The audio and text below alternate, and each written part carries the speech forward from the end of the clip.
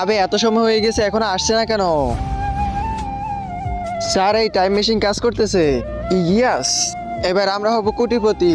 Sir এই BD কিসের জন্য? তুই গরিব হওয়ার পিছনে কার হাত আছে?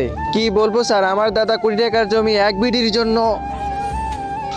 এটার মানে আপনি অতীতে গিয়ে বুড়াদের কাছ থেকে জমি লিখিয়ে নেবেন বিডি দিয়ে? হ্যাঁ ঠিক বুঝেছিস।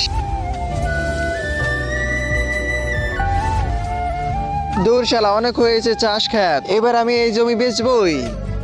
চাচা এই জমি আমার কাছে বেচে দাও। তোর কাছে কেন বেচবো? জমির বদলে বিড়ি দিব আমি। হ্যাঁ বিড়ি? এটার জন্য তো আমি আমার বউকেও বিক্রি করে দেবো, জমি তো কিছুই না। আবে বিড়ি শেষ, মনে হচ্ছে বিড়ির জন্য জমি বিক্রি করতে হবে। চাচা এই না অনেকগুলো বিড়ি। আবে এতগুলো বিড়ির জন্য আমি আমার পুরো জমিন দিয়ে দিব। শালা আমার কাছে 50 একর জমি আছে।